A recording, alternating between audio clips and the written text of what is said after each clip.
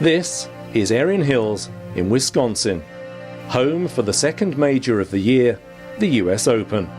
Its trio of architects call it a heartland course, somewhere between parkland and links.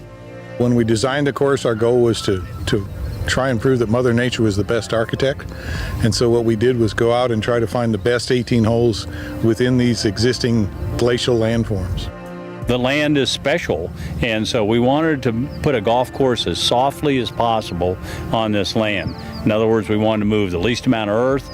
We wanted to keep as much of the natural terrain and character. It's like a links land, but not a true links land. And if they can get the dry conditions, they can get it playing so fast and firm, it will play like a links golf course, which is what we all hope.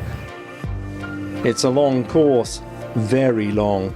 7,741 yards, if played to its official yardage. Obviously, the length of the course is longer than any U.S. Open.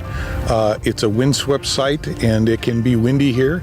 The fairways are wide, but they're all canted and slanted and rolling, so you're going to have to play certain shots to hold the fescue fairways, because hopefully they're firm and fast.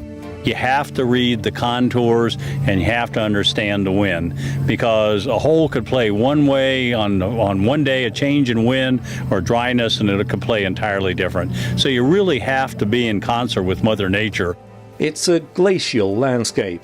It has its inherent defenses, including 138 bunkers. We don't have any water hazards, we don't have any woods, we don't have any out of bounds, and we have contours, wind, and bunkers. And these bunkers, there's two different kinds of bunkers out here. One is what we call a blowout bunker that should look as if the wind blew the sand out of the bunker, and then the other is an erosion bunker that should look like water caused the erosion. If you look at them, there are a lot of little fingers and rivulets and things that you don't normally see in modern-day bunkers that are manufactured by golf architects. US Open greens have had a bad press down the years. At Erin Hills, the designers think they've struck a nice, humane balance. I think it depends on the hole. The shorter holes have the most challenging greens and the smaller greens, and the bigger holes have the bigger greens with the softer contours.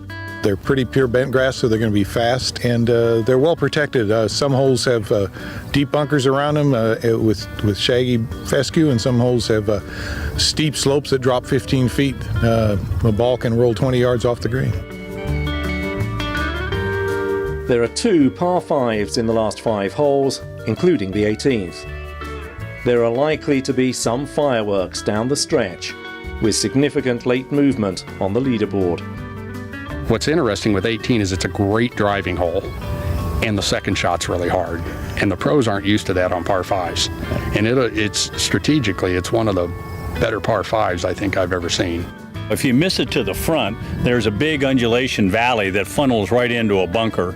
And so now you have a 40-yard bunker shot blind up to this green. If you miss it long, now you're going to roll down over the hill, and you got a 40-yard shot back up to the flag from a very steep undulation that you have to carry the ball up. The green is absolutely perfect in finishing that strategic approach that we wanted to make. The course is flexible with different tee boxes, changing angles and lengths, testing every element of one's game.